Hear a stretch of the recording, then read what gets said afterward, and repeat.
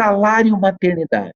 O salário maternidade ele tem uma série de nuances dependendo do tipo de segurado.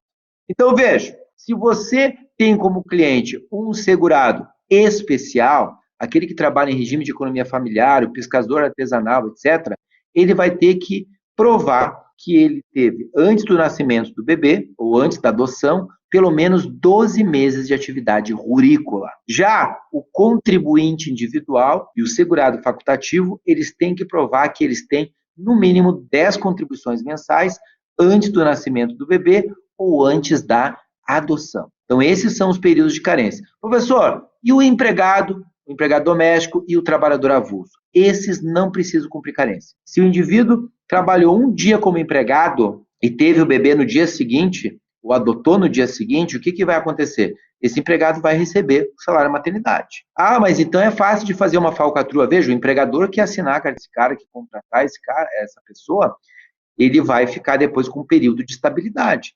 Então, contando com esse período de estabilidade, é que a lei estabeleceu que não seria necessário, nesse caso, o indivíduo cumprir carência, porque tanto o empregado quanto o empregado doméstico, o trabalhador avulso, eles adquirem estabilidade no emprego quando eles estão na situação de gravidez, certo? Agora, segurado especial não tem como controlar. Contribuinte individual e segurado facultativo também não tem como controlar. Então, para evitar que esses segurados já estejam quase ganhando bebê e comecem a se filiar como segurados, se exige um tempo maior de carência para que ele seja maior que 9 meses. Então, nenhum nenê nasce depois de 10 meses. Todos eles nascem com 9 meses e um pouquinho. Então, o número mínimo de contribuições exigido do facultativo e do contribuinte individual é 10 meses. E na atividade rurícola para os segurados especiais, o período de carência vai ser de 12 meses. A pergunta que não quer calar é a seguinte: será que todas as pessoas, homens, têm direito a receber salário maternidade ou é só a mulher? E vamos pensar no seguinte: o indivíduo é casado, tá? A mãe tem o bebê, nasceu e a mãe morre no parto. Fica o pai e o bebê. O pai teria direito, neste caso, de requerer o salário maternidade? Veja bem, pessoal, essa dúvida é bem pertinente e importante. Tanto o homem quanto a mulher fazem jus ao salário maternidade. Maternidade é ser responsável por uma criança, certo? Não interessa qual sexo você é para ter direito ao salário maternidade. Você pode ser homem ou pode ser mulher, você vai ter direito ao salário maternidade se você estiver na situação prevista em lei. Qual é a situação prevista em lei de maternidade?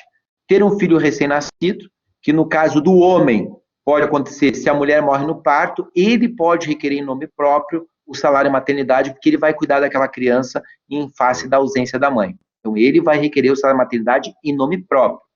Outra situação, adotante, né? Um casal homoafetivo, 2 homens adotam uma criança. E aí, um deles vai requerer o salário maternidade em função da adoção. Qualquer um dos dois pode requerer o salário maternidade. Qual é o critério que eu vou usar? Eu vou perguntar para eles, quem vai ficar em casa depois que nasceu o nenê, ou quando o nenê chegar, se for adotado, para ficar cuidando da criança? Qual de vocês dois vai fazer isso? Ah, é ele ou é ela? Então, essa pessoa é que vai fazer o requerimento do salário maternidade. Isso é bem importante de vocês terem atenção. Então, vejam, para o salário maternidade,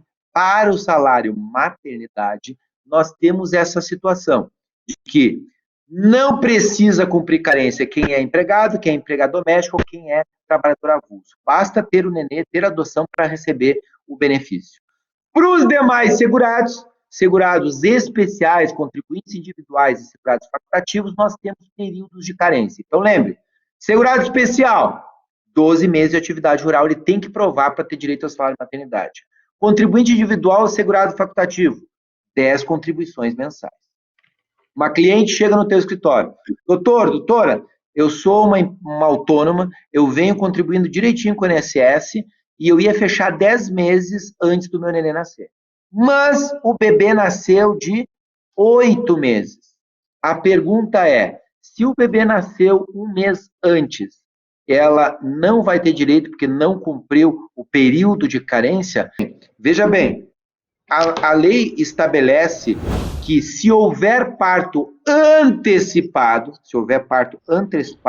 você reduz o número de contribuições equivalente ao número de meses em que o parto foi antecipado. Então, se eu exijo do contribuinte individual 10 contribuições para um nenê que nasce em 9 meses, se o nenê nasce em 8 meses, eu vou exigir 9 contribuições.